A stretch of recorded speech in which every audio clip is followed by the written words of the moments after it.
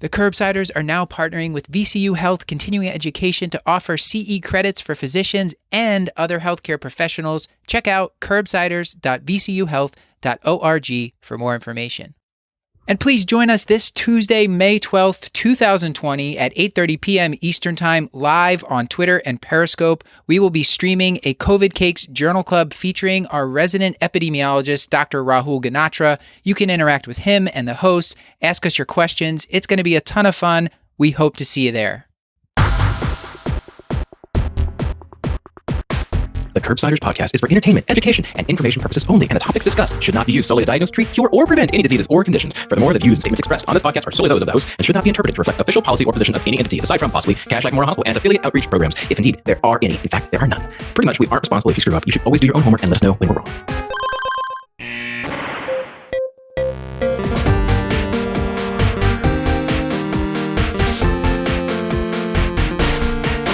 Paul, yet another show in the can. This was fantastic.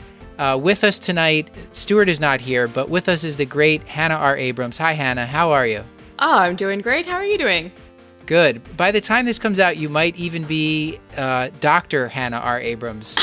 What do you possible. Think? It is possible, depending on how quickly we do the show notes. But yeah.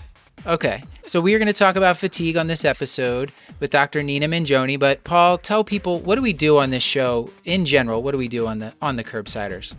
I am so happy you asked. I can't even tell you. We are the internal medicine podcast. We use expert interviews to bring you clinical pearls and practice-changing knowledge. And then I heard a rumor that soon-to-be Dr. Abrams will be providing a truly dreadful pun at the end of this as well. It's also possible. So actually, why don't we let Hannah tell us about what's coming up and who's talking to us? Yeah, we had a fantastic episode with Dr. Nina Mingioni. Dr. Mingioni is a clinical associate professor of medicine at the Sidney Kimmel Medical College of Thomas Jefferson University in Philly. She wears several academic hats. She's the director of core clerkships, director of undergraduate medical education for the Department of Medicine at TJU, and she's the associate program director for the internal medicine residency. She's a proud general internist with academic interests in undergraduate medical education. And she gives us a fantastic show tonight on fatigue, talking to patients about fatigue, what high-value workup is, and just so much more. So to lead us into that fantastic episode, I have a terrible pun. Why did the bicycle stop cycling? Paul, should we even engage this? I let that silence sit. I think we should not edit that out. It was too tired. 2 tires. Oh, that's not bad. I like that, Hannah. That's pretty good. We've done worse. Stuart would be so proud. All right, enjoy the show. Nina, we'd like to start off on the show asking you for a one-liner. It's been, I guess, several years since we all recorded together, and I believe Hannah was there too, just by chance. I think we were down in New Orleans for that. Yes, we were. At the ACP conference. Yes, we were. So tell the audience a one-liner about yourself and maybe a hobby that you have outside of medicine. Let's see, 43-year-old internist, medical educator, a control freak, and a dance mom. And let's see, hobbies I have outside of medicine, they're slowly dwindling. So my big hobby used to be photography, but now I'm like a full-time dance mom, and that's taken up like every ounce of my energy that I have and time. So there you go. Just to clarify, dance mom, you're not doing the dancing, you're watching dance for probably what I imagine is endless hours of recitals that are one of my least favorite things to go to. No, I actually like our dance studio. My son does ballroom dancing. It's a lot of fun. It's a lot of travel to competitions. And it's all about the bling, the costumes, the music, the movement. It's a nice community. It's a lot of fun, but man, it's a lot of time and a lot of money. Oh, man. But I get to hang out with my kid all the time. That's nice. That is nice. Hannah and Paul, defer to you. I'm going to defer my book question because I don't actually read any of the books that are recommended to me anyway. So I don't feel so bad. I should probably have admitted that way earlier. So tell me about the photography instead. So actually, let me ask. This will be sort of a weird question, but I see some of the pictures that actually you're even using as a Zoom background. Yes. But tell me about the favorite city that you've been in to photograph and when you went. Tell me about that trip. Oh man, so I like traveling to Europe. And it's been it wasn't that long. But anyway, I like traveling to Europe. And when I travel with my husband, it's very nice because he's very tolerant of me taking pictures, because usually it's not like you pop in and you take a picture and you walk away, right? So I traveled with like a lot of gear because God forbid I left the lens at home. And then like I will shoot it from different angles. I will show up like this particular shot was Prague. And I showed up at like 7:00 in the morning to take that picture because any other time it's just too crowded. So so I love photographing Europe, and it has to be at odd times, and it cannot be with my kids. That's it. So that's the biggest thing. And then my favorite city, most recently, I went to probably Prague, and before that was St. Petersburg in Russia. Oh, wow. And they're both incredible. And Prague, I feel like, is easy, and everybody's been. A lot of people have been. But when this insanity with the pandemic is over, people should absolutely go to St. Petersburg. It's actually very easy to travel to because everybody speaks good English, and all the street signs are in Russian, but also in English. And it's incredibly beautiful and very crowded and very touristy, but stunningly beautiful and very easy to travel into. So, yeah. Do you have any big plans after the pandemic? We have. I know plans are in flux all the time. We had, I was supposed to go to Germany with my son for a dance competition. Oh, wow. Twice this year. And one definitely fell through because it was in June. So I'm hoping to go in December. Should be nice. So I think we should get into the topic here. We're recording a little bit late at night here. I want to make sure everyone can get to bed at a decent hour. Be fatigued. Hannah's probably drinking coffee right now, so it doesn't even matter to her. But for the rest of us, like a reasonable bedtime, Hannah, that aren't in our 20s. That you know me too well. I don't know. Well, I'm sorry for picking a late recording time, but I figured I would be done with the insanity of my academic life. No, that's why we always record at this time of night. So yeah, no need to apologize. No, we always record at this time. This is past your bedtime, typically, right? Is it really? It is. Yeah. Oh, I'm sorry. Yes. I'm a night owl, so I could record till 2 in the morning. I'll be fine. Early in the morning, big problem. Clinical Pearls This is until nice. 2 in the morning. The epic episode.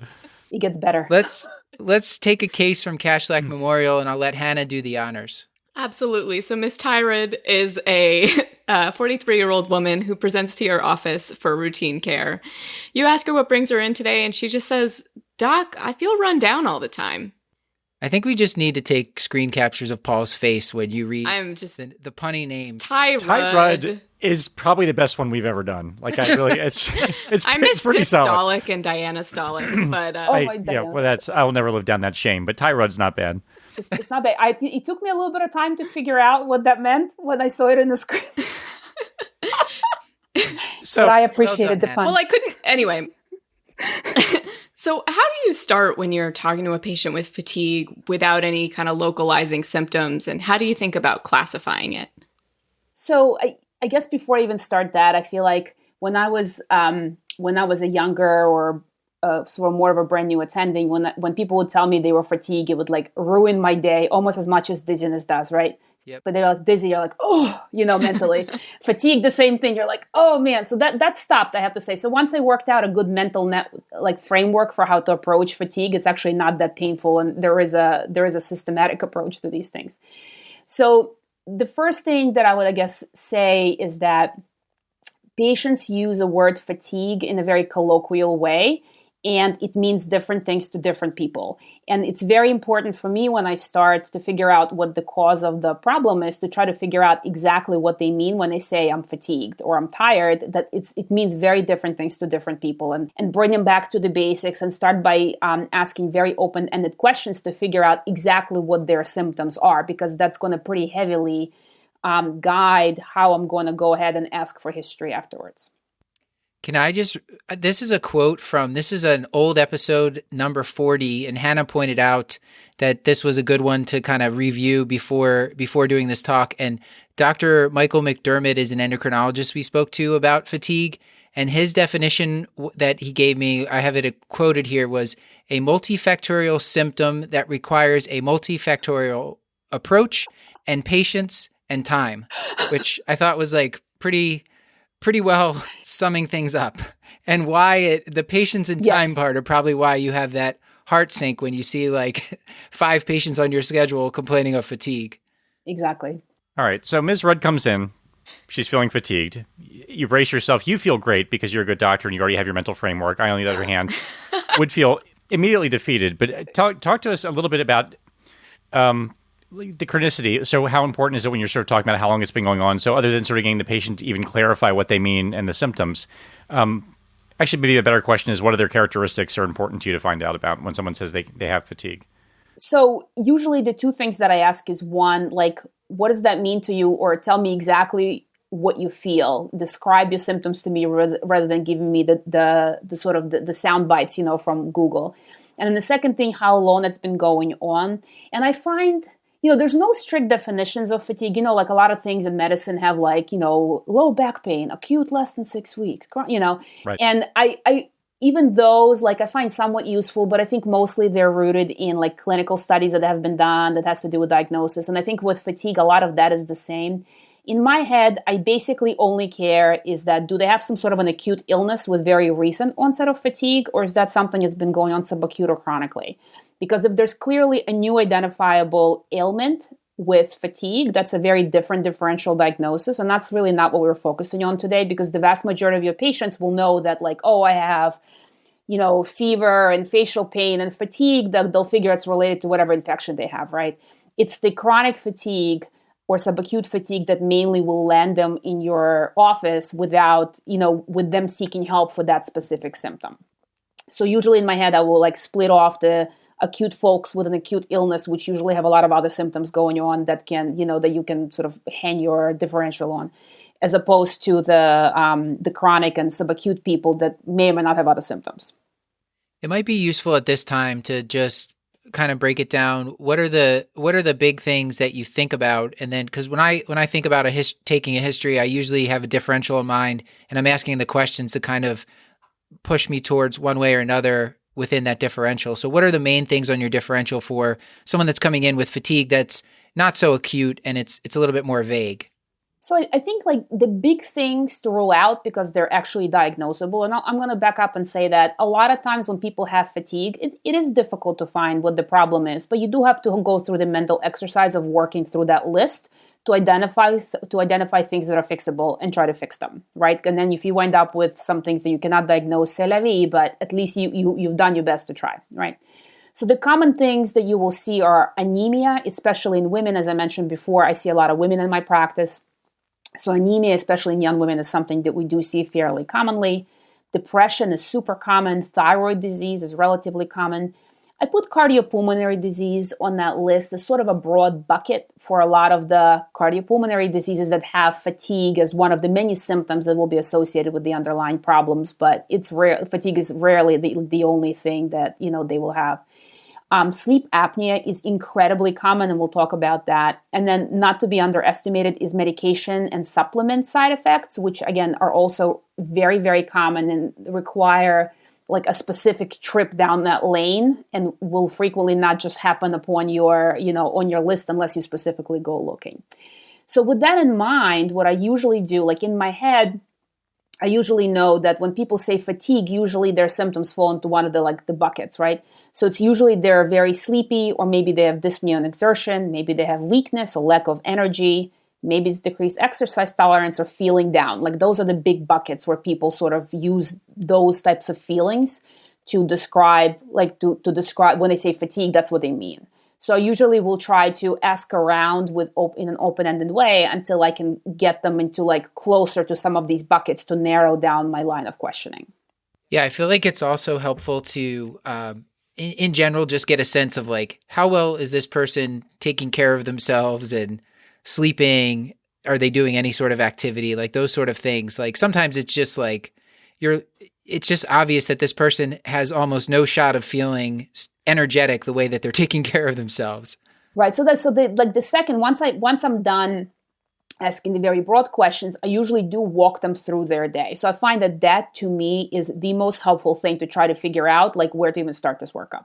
So I usually think about my day, starting with waking up and then functioning throughout the day, bedtime, and, life enjoyment. And I go from there. And usually I will start at actually bedtime, because I find that an easier starting point, because sleep apnea is so prevalent and it helps me get a lot of the important questions out of the way. So usually we'll start with their, when do you go to sleep? How long it takes you to go to sleep? Do you wake up a lot at night? Are you able to go back to sleep? Do you have a bed partner? Do they hear you snore or gasp? and then when do you wake up in the morning and how do you feel when you wake up in the morning? So those, like that bucket of questions usually gets at a lot of the sleep issues. And then I sort of move throughout the day to help me like make sure I don't forget anything, right? So then I go, well, so when you wake up in the morning, how much effort does it take you to get out of bed? More checking for like that anhedonia component, right? So I say like, how much effort does it take you to get out of bed? And then when you finally are out of bed, do you feel sleepy throughout the day? Do you fall asleep throughout the quiet activities during the day? How much energy do you have? Do you take naps? How is your mood? So once I'm done assessing that, I usually will assess in some way their exercise tolerance. So I usually say like, hey, are you able to keep active? What do you do to stay active? And then what happens when you exert yourself? Are you able to participate in some sort of a physical activity, or do you get breathless? And sometimes people need like a little bit more coaching. When you say to people, like, do you exercise? Everybody gets really taken aback because they may not be exercising in a way that I think what exercise is. But I usually say, like, do you stay active or do you keep active? And that people say like, oh, well, I walk up and down subway steps, or like I walk to work several blocks, and I'm able to assess like, has there been a change in the way they're able to exert themselves and stuff like that. And then finally, I usually will go and assess the impact the symptom has on their life. So I will say like, hey, so what hobbies do you have, or what do you enjoy doing? And then if they're able to say like, hey, I love whatever might be, I don't know, taking pictures, right? And I travel everywhere with a lot of gear. So I assess if is that something they used to enjoy but now lost the ability to enjoy? Do they still have enjoyment in other day-to-day activities? So just, again, assessing more for the mental health and anhedonia. Do you have any, this is a little bit off the topic of what you're saying there, but as you're going through all this with the patient, when you're digging into this diagnosis, trying to sort out fatigue, do you do any sort of counseling and tell them, look, this is a challenging symptom to identify as a singular cause? We might not find one specific cause. There might be multiple causes, but it might take us a while. Do you have any sort of spiel like that? Because if they come in expecting you to figure it out in like one visit, they're probably going to be disappointed. Right. So I usually do that at the end, because I feel like if I do my usual history and an exam and it's pretty obvious to me they're anemic because they're like chomping on ice and they're very pale, I don't have to give them the spiel. Right. Yes. I say like, then you can be a hero. Exactly. Yeah.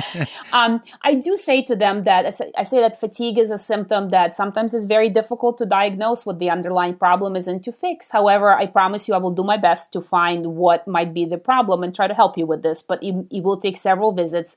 The key is that I'm with you, and I just know that every step along the way, like we'll go through this in a stepwise fashion. So there's always things I check first, and then based on the way things are going, I will check, next layer of things and next layer of things until we get down to the bottom of it. Right. And you are certainly not compelled to agree with this, but I feel like this specific patient concern, oftentimes the patient is just as interested in what the answer is as opposed to what the solution is. You know what I mean? Like, it would be, they just sort of would like to know why did they feel this way and have something they can hang their hat on and actually sort of attribute it to, as opposed to necessarily wanting an answer, like wanting it fixed immediately. You know what I want? So I think just taking it seriously sounds like a large part of the job. Absolutely. So I do find that a lot of people with vague symptoms, like a lot of times you're not the first one. They've said that to their family, and their family has like shrugged their shoulders and maybe blew them off. And then maybe you're not the first doctor that they see with this chronic symptom.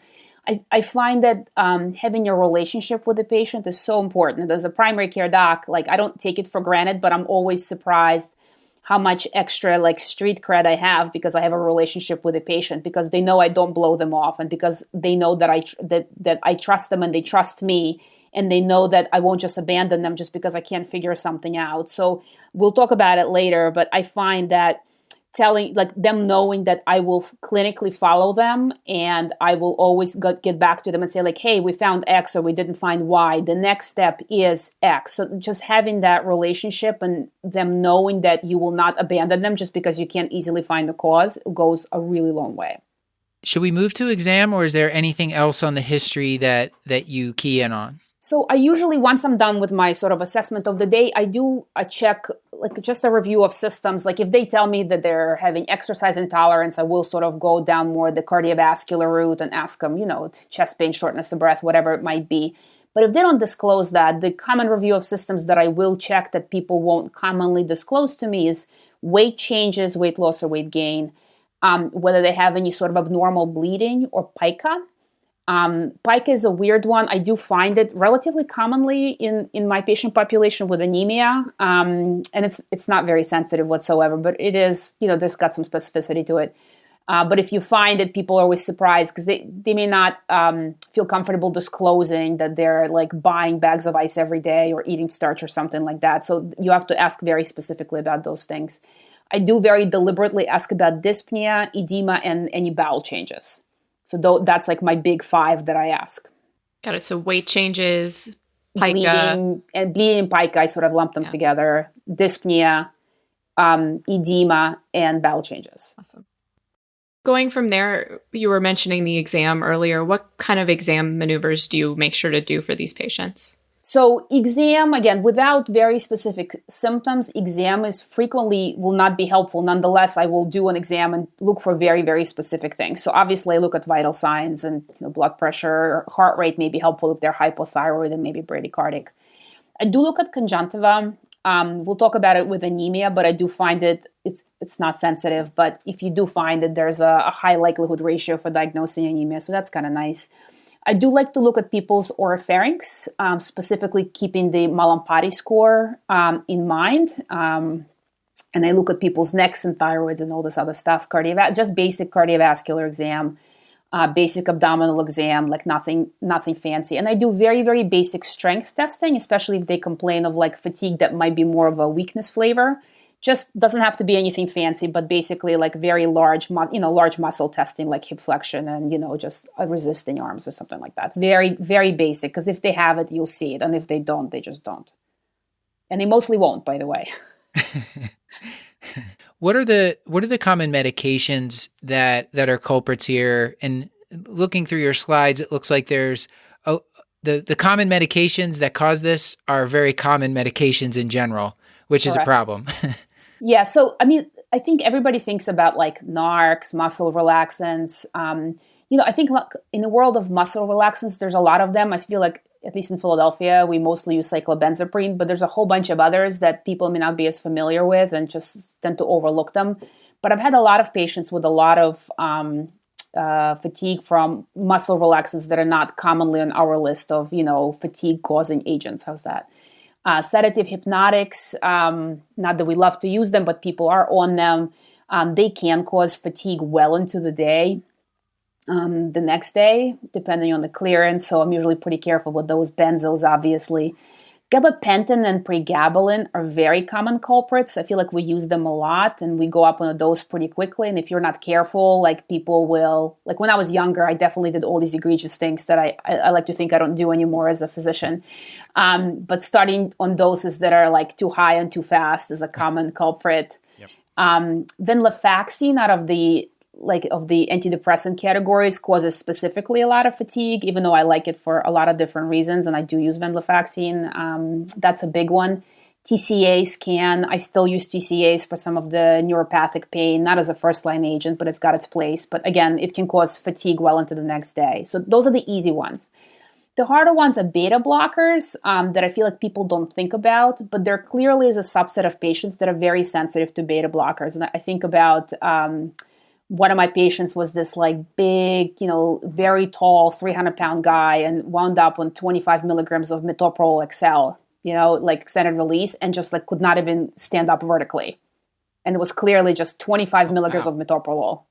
So, and then the other good example I have of that is I had a patient who had a lot of fatigue, and after like trial and error of many things, and she actually had CAD, we wound up taking her off her metoprolol, and next time she showed up to my office, she showed up with a bottle of wine because she's like, I have not felt this good in years. I've cleaned my whole house. So always think of beta blockers as a cause of fatigue. That's a big one. And then the other one is antihistamine. So I feel like everybody thinks about first generation antihistamines, like hydroxyzine and Benadryl, diphenhydramine. Thank you. But even second generation that we don't think about causing fatigue very much, like cetirizine, that I feel like I prescribe in the spring for patients for like breakfast, lunch, and dinner. They can cause a ton of fatigue. Frankly, like even I can't take cetirizine because last time I took cetirizine, I took 3 naps during a day, right? It's a common cause of symptoms that we may not commonly think about. And then you've got Too some much? I was trying to decide if I was going to talk about cetirizine. I have the same experience. That medicine just knocks me out. Maybe I was drinking beer with it. I don't remember now that I'm saying it. Well, I also, it was like an Easter Sunday a couple years ago. I was at my in-laws. I took a Zyrtec because I was just like a mess. And then I took 3 naps. And I did have a glass of wine, but 3 naps? Come on. I mean, that sounds like a Tuesday to me, but... So do you think it's worth going through just, I mean, maybe briefly sort of your basic differential and sort of the things that you're looking for in examination? So you touched on anemia a little bit, and you talked about the conjunctival pallor. And then are there any other findings that would sort of raise your eyebrows a little bit higher for anemia? So for anemia, I love the table out of the McGee book, the evidence-based physical diagnosis book. It's a very like an eyebrow-raising book, because when you read, there are all these things that you think are very common that turn out to be not very common at all, or have crappy likelihood ratios or terrible sensitivity and specificity. Nonetheless, it's fun when you find them, right? So for anemia, the things that I like, so I already mentioned PICO and history. So that has an odds ratio of 2.4 for patients having anemia if that have that symptom, which is like not as high as you would think, right? Nonetheless, kind of fun to find, right? So my favorite things for anemia are actually conjunctival rim pallor, which has a very high likelihood ratio. I actually have to write it down separately, but it's like 17. Holy. Yeah, so it's not the regular. So if you just pull down like their eyelid and look at the conjunctiva, it's got like a likelihood ratio of like 4.7 if you find it pale. However, as it turns out, you can compare the actual rim to like the deeper edge, the inner like fold of the conjunctiva. And the outer edge is always supposed to be like brighter and more red than the inner fold. Okay, the back, whatever fold of the conjunctiva. So if you find that they're the same color, that's got the likelihood ratio of like, I think it's 16.7. 16.7. Wow. Isn't that a nice tip? I think it's a nice tip. That's a nice tip. Everyone listening is about to go and look in the mirror and try. When I first read this, I was like in the mirror, I was like, is that true? It is true. It is brighter. Because also, by the way, I'm tired all the time. So I will be going to most of these things on myself. Definitely anemic, yeah. This whole episode was just a backdoor way to diagnose Paul's fatigue. Happy to oblige. I've been pushing for this for years, so thank you for finally...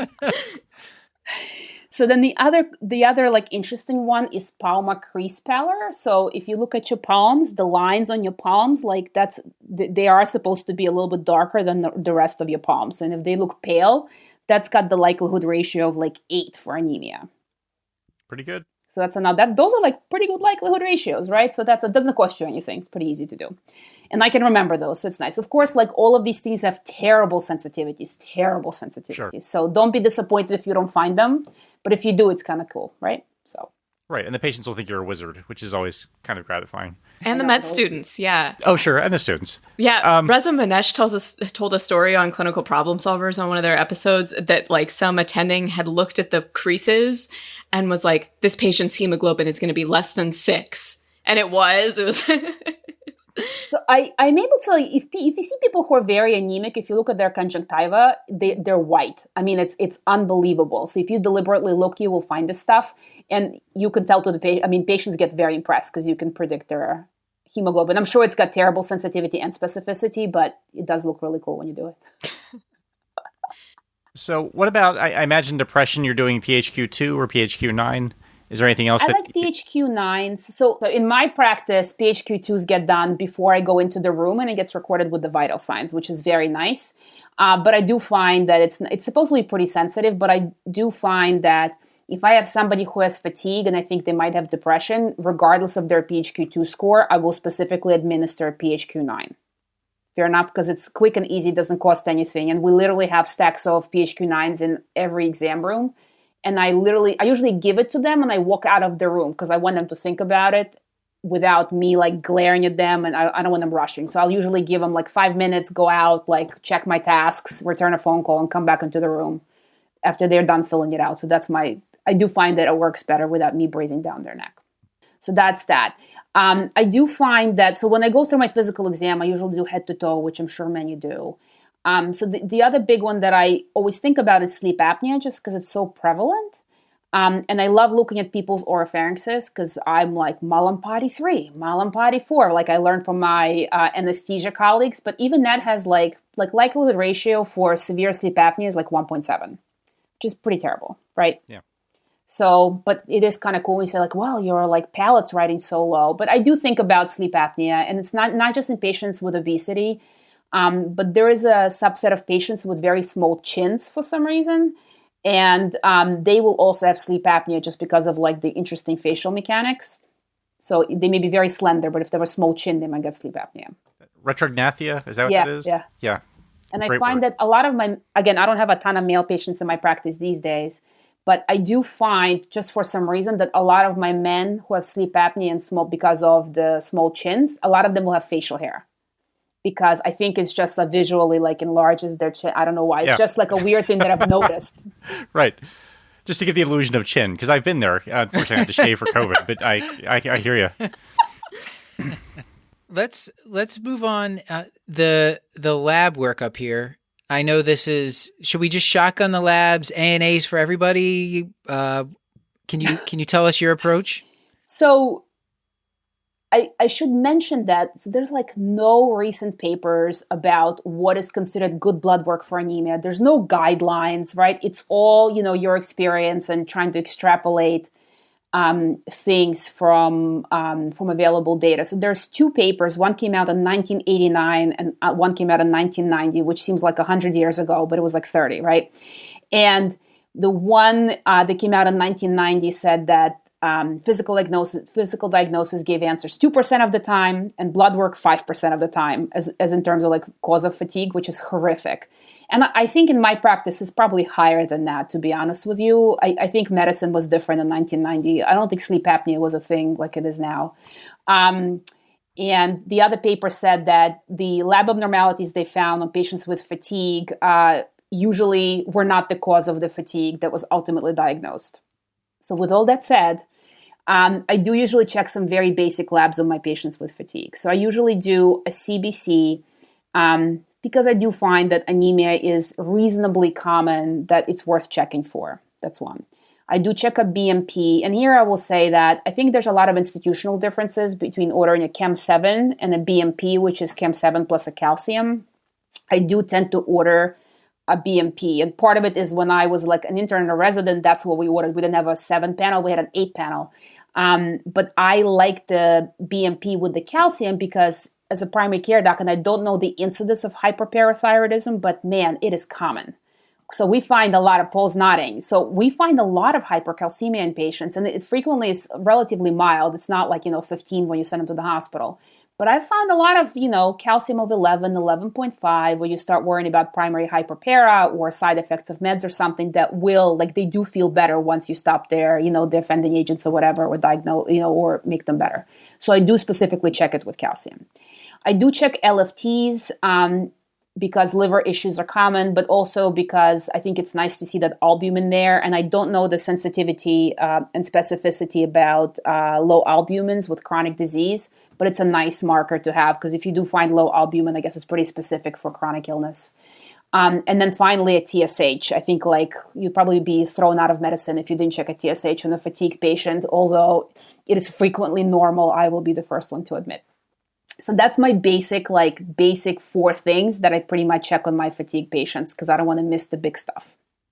What is some add-on testing if we're feeling, let's say, what add-on tests might we consider and how will we choose when to order those? All right, so that's always a great question. So the one I consider probably most commonly is ferritin. So there is actually reasonably good studies, which were randomized and controlled, that showed that in women, so young menstruating women who are not anemic, having low ferritin levels, which are, standard for iron deficiency, their fatigue improves if you replace their iron. And the studies were done, they used different ferritin different ferritin levels. Some used ferritin less than 50, others less than 20. So it's a heterogeneous population, and some replaced with IV iron versus PO iron. Nonetheless, fatigue did get better. So since my patient population does have a lot of young women who menstruate, I do tend to check ferritin reasonably frequently if I think that might be the cause, because it's something that's a relatively cheap test and it's an easy fix. Fair enough? Paul, Yeah, what do you meanwhile- think? Is Stuart like, I I feel was like just gonna Stuart say. somewhere was like, huh? Like just, Right. you know. I was just going to say he's cocked his head like a dog hearing a sound that people can't hear. Like he stopped whatever he's doing and just knows there's some disturbance in the ferritin force. Why? This is his obsession. I think he cited that exact same study. So I'm sorry he can't be here for a ferritin discussion, but also deeply, deeply grateful. Yeah, no, I do find this, and I find a lot of iron deficiency anemia because of my patient population, right? It's heavily skewed. So I think if you mostly saw, I think about my colleagues in my practice who see mostly men, they probably don't check ferritin, but I do.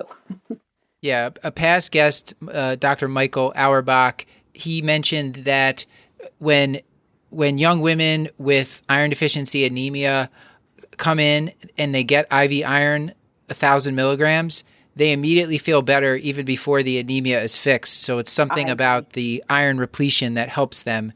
And then a lot of the studies on iron dosing, as you mentioned, they don't even have to have anemia and they can feel better with the iron repletion.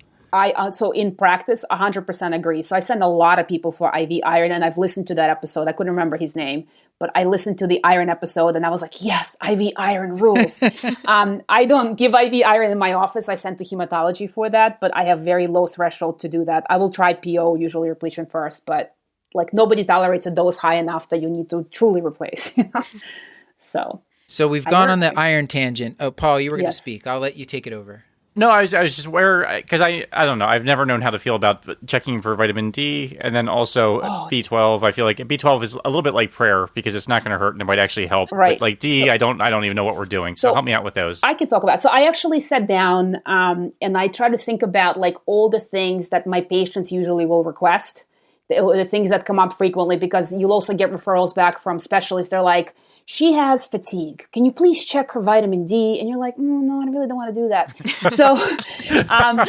So here are some common things that I've been either asked to order or was like silly enough to order when I was younger and less experienced. Fair enough. Like I haven't ordered all these things, I have to say, but I've made a lot of these mistakes before. So a big one people like to check is CRP and ESR. And those two, like CRP, mild elevations are very common, and then you don't know what to do with them. And ESR, like if you have it greater than 100, sure, you're really worried and something bad's going on, right? But like mild elevations in ESR are so common and you don't know what to do with them. So for the most part, like I feel like ESR and CRP work. Like if you have high level of suspicion for disease and they're super high, sure, you went digging. But like, why did you check them in the first place? Because you had high level of suspicion. And if you had lower level of suspicion and they were negative, great. Now you're not worried at all. But like, why did you bother checking them? So I usually tend not to check those for those reasons. I usually don't find that they give me any actionable things, right? So what's the point?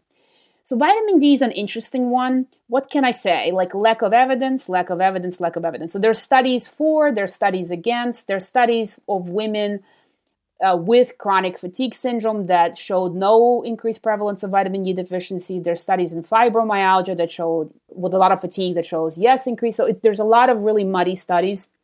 I tend not to check it unless somebody truly has muscle weakness. So I think if somebody has so very low vitamin D levels can be associated with seriously just muscular weakness. And if they have that, sure, I will check it.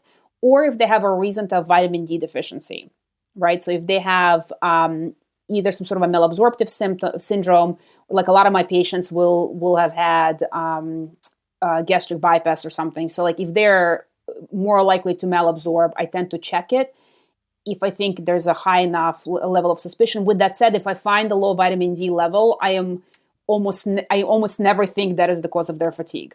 Fair enough. Like I just found it because it needs to get fixed, but I'm like, I can't truly in my mind feel that like I found the reason. Fair enough. So I tend not to check it unless I have some other reason to check a vitamin D level. And then B12 was the other part of that question that Paul had asked? Yep. So B12 is another common one that people come up with. I think there's a lot of culture with B12 deficiencies and being on B12 injections back in like the 80s or something. So people will still ask, especially in my older population. So interesting. So B12 deficiency can present with just neuropsychiatric symptoms without macrocytosis or anemia, like 28% of the time. And then there's a subset of people. Yeah, it's common. And then there are people who have just macrocytosis and no anemia, but no neuropsychiatric symptoms. So there's a couple of different pathways where people can present. But interestingly, fatigue is not a neuropsychiatric symptom in itself, right? So neuropsychiatric symptoms of B12 are like depression, dementia, neuropathy, right? But not fatigue in itself. So if they have something else going on, right, that is like a true neuropsychiatric symptom, I think it's very reasonable to check a B12 level. But apart from that, just with fatigue, same thing. I've never found that it was a useful test to order. Caveat one is B12 deficiency is very common in the elderly. So I may have lower threshold to check for B12 in my older population. That's one. Or in people who tend to malabsorb. Same thing. So all my patients who tend to malabsorb their D will malabsorb B12. The second caveat is that a lot of hematologists are moving away from ordering the B12 level and just order MMA these days, which is what I've done. I haven't ordered the plain B12 in a very long time. So I tend to order methylmalonic acid as a better, more sensitive marker for B12 deficiency. Yeah, I like that. That takes the step out of it, because usually you get these B12 levels 290 and the cutoff's 300, and then you're just like, marginal. Then you got to send them back to the lab and the patient gets stuck twice. So I like that. That's good.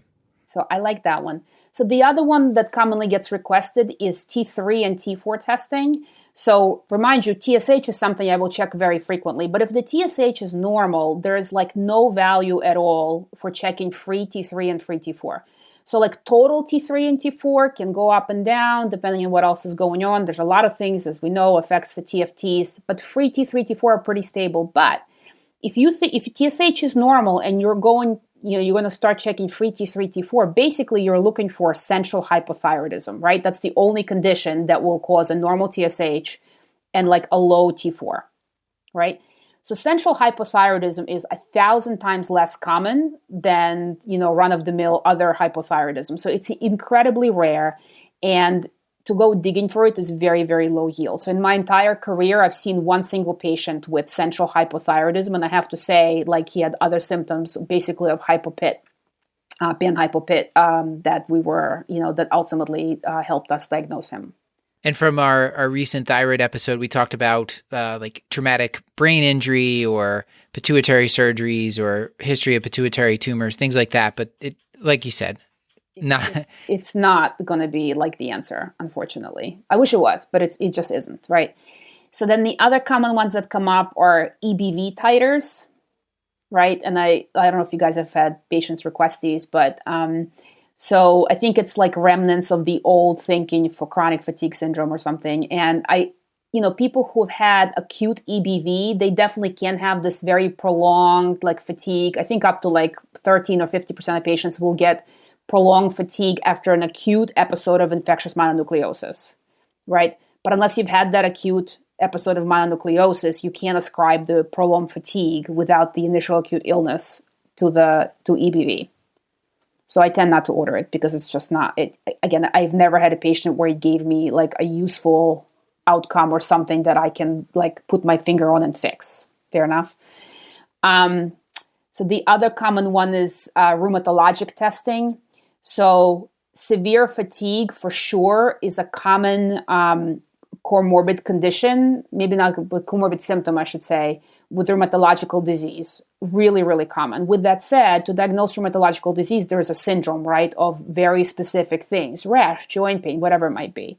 It's never just fatigue and like a positive ANA, right? There's, the positive serologies are relatively common. So it's by itself, fatigue is never the one symptom. So I usually don't go digging down that road because same thing, you'll just find a lot of false positives that you're not going to do anything with.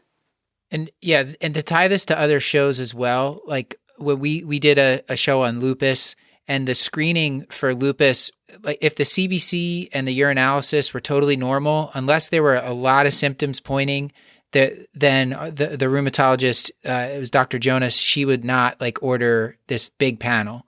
So I think that you can, the basic labs that you said, the CBC, BMT, LFTs, those are probably going to show up something. Exactly. If the person's like flaring some sort of rheumatologic condition. I 100% agree.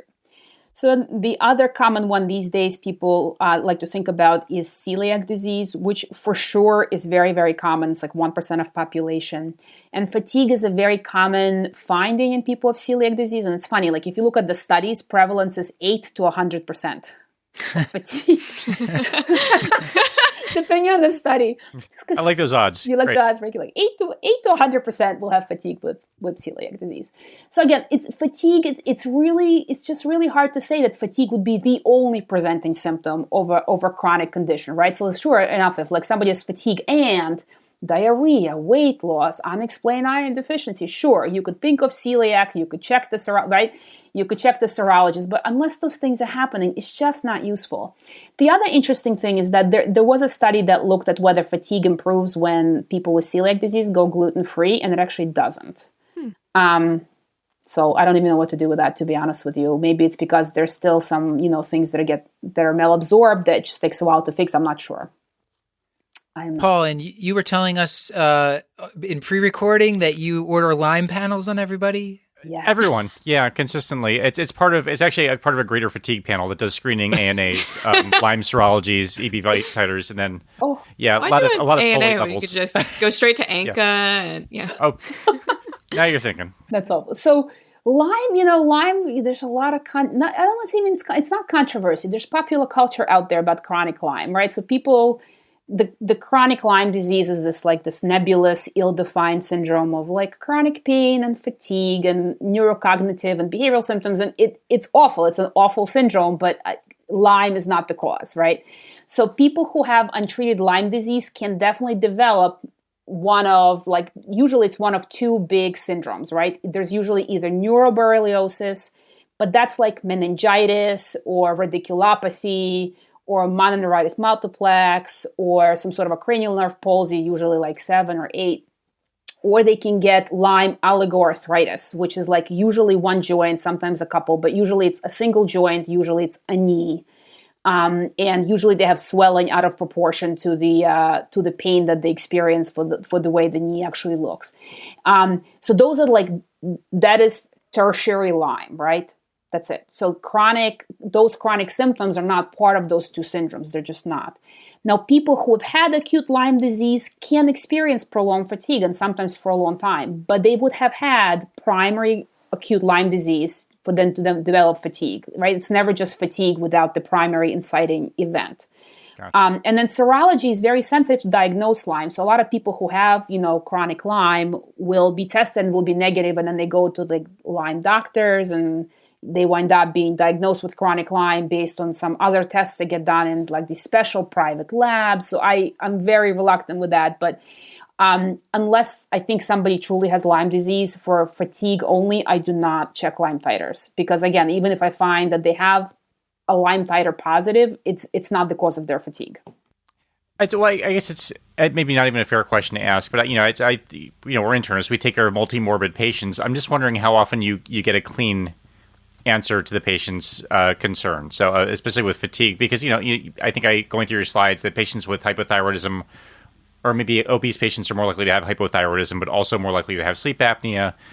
Just how often do you actually sort of find one unifying answer that kind of addresses the patient's underlying fatigue? It's hard to give the exact number. So I'll tell you. So first of all, I'm going to say this because it's one of my favorite pearls that I read from this in this book, right? People with hypothyroidism are no more likely to be obese than they are to have normal weight, which was shocking to me when I found out, because I always assumed that obesity was much more prevalent in people with hypothyroidism. Fair enough? Okay. So as far as the question, how often I find stuff, I feel like if I don't find stuff on basic labs, very commonly it will be either depression or sleep apnea, right? And those two things, I will go digging now to the road. So sleep apnea prevalence is fairly high. I think it's something like 25% of men. I forget what percentage of women, but it's a really high amount of people that actually have sleep apnea. And we didn't talk about the validated questionnaires because none of them really have a great sensitivity or specificity or likelihood ratios. But nonetheless, I think if you maintain a high enough level of suspicion, sleep problems are relatively common. So I have pretty low threshold to refer people for testing. And then with a lot of that, you end up treating for several months and see if they improve right? So it's either you treat them and they improve, or whatever else was going on just improves. Like, I think it's really difficult to always pin the causality, you know what I mean, and the treatment, and that's the problem. Same thing goes with depression, is that like I do treat a fair amount of depression. I usually don't have to refer to psychiatry for that. But I do use a fair amount of SSRIs to treat depression with like pretty good results, I have to say. So I feel like between sleep apnea and depression, that catches a lot of people, right? And it does leave some percentage of people that you just cannot diagnose, and it's really difficult. But again, it's rarely just, fatigue as the only symptom that they have. They usually have other stuff going on that you can pin it onto something. So it's hard. And when I had asked you earlier about your spiel to the patient, let's say it's visit number 3 and it's looking like it's not any of the common culprits. Yeah, so I usually say to them, and sometimes we look really hard and I can't find a clean answer for why you have what you have.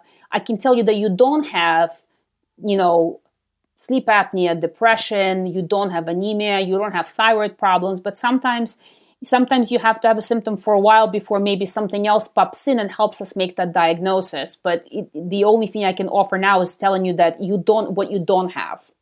And then just keep clinically following you and see if anything new develops. And I tell them it's very frustrating for you. I can't even imagine how frustrating it is for you. But for me as a physician, it's also very frustrating because I want to find something that's causing this and I want to help you fix it. And I can't. So it's very frustrating. But at this point, I think we've tested everything that we can test. So often, I feel like the underlying patient concern is for occult malignancy. Like, I feel like it's anytime there's sort of a symptom that something just doesn't feel quite right. I feel like that's also sort of like this anxiety that's kind of hanging out back there. Yep. So yeah, how do you address that specific concern with patients? That's a common one. So I usually do make sure that all my patients are up to date on all their age-appropriate cancer screening. You can get into discussion about, like colon cancer at 45 versus 50-year-old screening, stuff like that. But again, like for something like this, you would expect to see some anemia or some other markers, and then there are labs. I think it's pretty difficult to have malignancy that causes fatigue but causes no other lab abnormalities. Well, I think it's time to start to wrap up and get take-home points, unless there's any other big questions that, Hannah, that you think we've missed. It's up to you if you want to talk about fibromyalgia and myalgic encephalomyelitis. So I think I'll just mention them very briefly because I feel like they're topics all in themselves. People who have fibromyalgia they really have pain as a very prominent symptom there. So if somebody has just fatigue and no pain, I wouldn't call it fibromyalgia, right? But that's a whole separate diagnostic tree. And then I think it's worthwhile also to mention that there are a lot of people who have fibromyalgia as a comorbid condition. So people who have chronic pain syndromes for other reasons, if they have rheumatologic conditions, they will frequently wind up with fibromyalgia because of central sensitization. So it is a thing, but usually pain is a big prominent piece there. It's not just fatigue. And then the other one, I feel like if we didn't mention it, it'd probably be very egregious, but I'm not qualified to talk about, except for that it is a real condition. So in the olden days, it was called chronic fatigue syndrome, and now it's called either myalgic encephalomyelitis or myalgic encephalitis by the Institute of Medicine criteria. And there are very defined criteria that talk about these things. So it's usually overwhelming fatigue, not improved by rest, prominent post-exertional malaise, unrefreshing sleep, and either cognitive impairment or orthostatic intolerance, which are very broad categories. I can't say I've ever by myself diagnosed somebody with this particular condition, but that's really a diagnosis of exclusion. So I usually will go dig far and wide before I diagnose somebody with this, or I would diagnose somebody with this. Fair enough, but it's not a people are like, it's not a real thing. It is a real thing. So it is a real condition. It's got diagnostic criteria. I think in the future, there'll be some more solid things that we can use to diagnose this condition. But at this point, it's still not very well defined. Nonetheless, appears to affect a certain patient population. Yeah, I think there's so many of these kind of fatigue-associated conditions that disproportionately affect women that it's just important for us to say are real conditions and that kind of validate people's experience with these symptoms.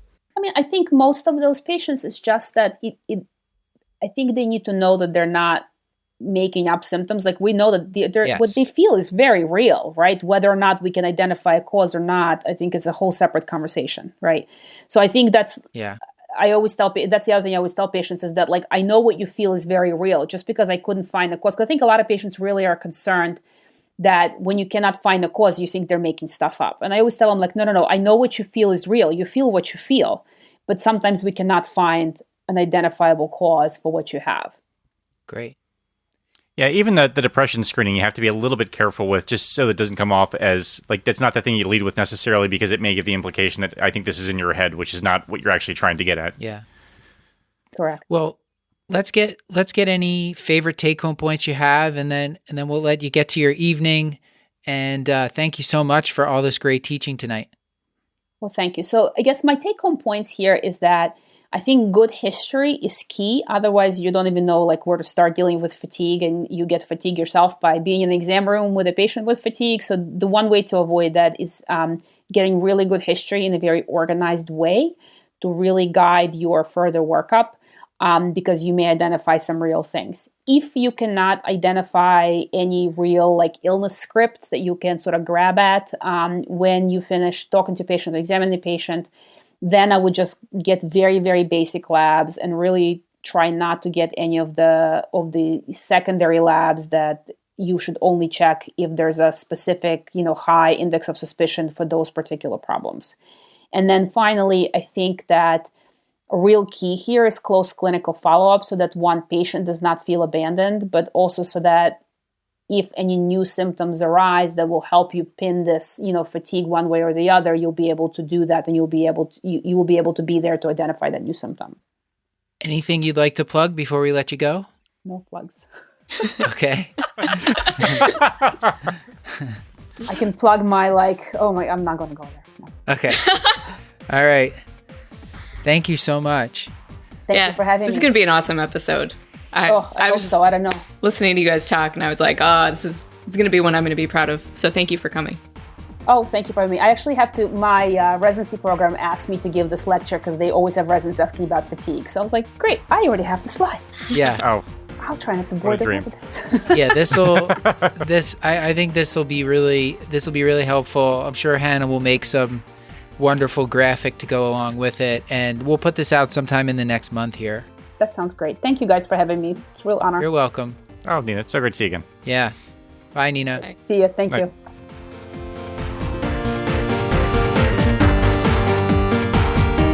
This has been another episode of the Curbsiders, bringing you a little knowledge food for your brain hole. Yummy. Strong work. Get your show notes at thecurbsiders.com/podcast and sign up for our mailing list at thecurbsiders.com/knowledge food to get our weekly show notes in your inbox. And we're committed to providing you with high-value, practice-changing knowledge. But to do that, we need your feedback, so please subscribe, rate, and review the show on Apple Podcasts, or contact us at thecurbsiders@gmail.com. Special thanks to our producer for this episode, Hannah Abrams, and to our social media team, Hannah R. Abrams on Twitter, Beth Garbatelli on Instagram, and Chris the Chew Man Chew on Facebook. Until next time, I've been Dr. Matthew Frank Watto. I've been Hannah Rebecca Abrams. And before we go, we should give special thanks to Stuart for composing our excellent theme music, and as well as to Claire Morgan of Nautilus for editing our audio. And as always, I remain Dr. Paul Nelson Williams. Thank you and goodbye. And thanks to our partner, VCU Health Continuing Education, who's helping us offer free CE credits for physicians and other healthcare professionals. Check out curbsiders.vcuhealth.org for more information.